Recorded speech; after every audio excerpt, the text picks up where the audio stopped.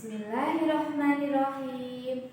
Assalamualaikum warahmatullahi wabarakatuh. Bagaimana soli dan solihah semuanya? Semoga semuanya selalu dalam keadaan sehat dan bersemangat. Oke, teman-teman TPA dan teman-teman kelompok bermain, alhamdulillah pada pekan ini kita akan belajar bersama tentang sirahnya Nabi Yunus alaihi salam. Nah, Nabi Yunus ini adalah orang yang sangat solih.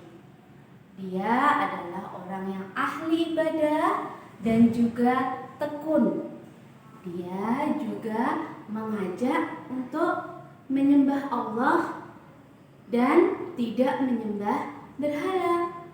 Nabi Yunus mengajak penduduknya untuk senantiasa berbuat baik, menjauhi perbuatan yang maksiat dan durhaka kepada Allah. Nah, teman-teman, di antara penduduknya Nabi Yunus hanya 2 orang yang mau mengikuti ajakan Nabi Yunus. Dia adalah Rubil dan juga Tanu. Siapa itu Rubil? Rubil adalah orang yang alim dan juga bijaksana.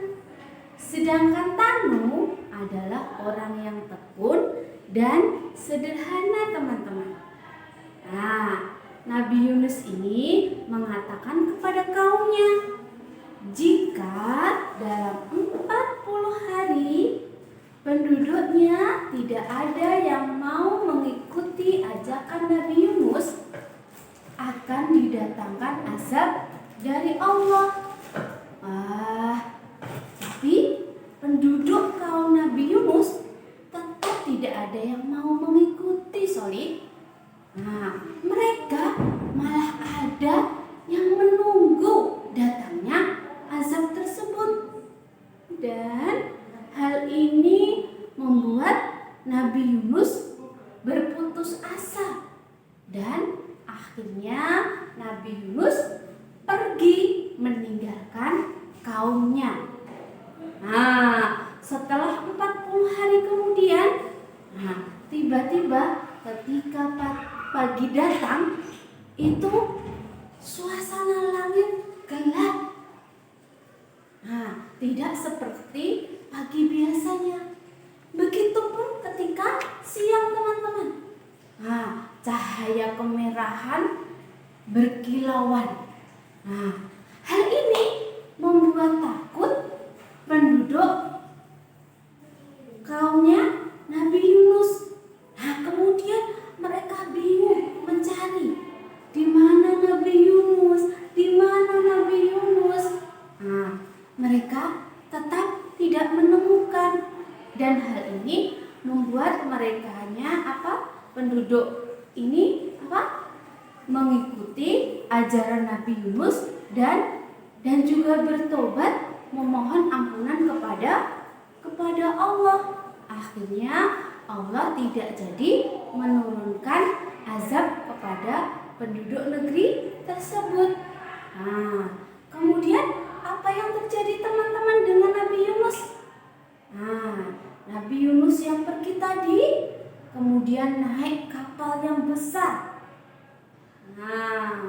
Ketika sampai di tengah lautan, datanglah badai dan gelombang yang sangat besar. Hal ini membuat seluruh penumpang yang ada di dalam kapal ketakutan. Bagaimana ini? Apa yang terjadi? Akhirnya yang ada di dalam kapal itu, orang-orang itu semuanya mengeluarkan harta benda yang mereka miliki. Barang-barang yang mereka miliki, mereka keluarkan. Mereka lempar ke dalam laut, teman-teman. Tapi ternyata kapal masih juga oleng karena masih terasa berat. Akhirnya diadakanlah sebuah undian. yang mana yang nanti namanya keluar, orang tersebut akan dilempar ke dalam laut. Nah, siapa ya yang ditulis di undian itu? Nah, begitu diundi sampai 3 kali soli. Nah, soli-solihah di rumah, yang keluar adalah namanya Nabi Yunus. Nah, akhirnya mau tidak mau Nabi Yunus dilempar ke dalam laut. Nah, Masya Allah, atas kuasa Allah, Nabi Yunus itu masuk ke dalam perutnya ikan paus, ditolong sama Allah. Nah, ketika di dalam perut ikan paus, Nabi Yunus menyadari kesalahannya dan bertaubat kepada Allah. Kemudian Nabi Yunus berdoa memohon ampun dan juga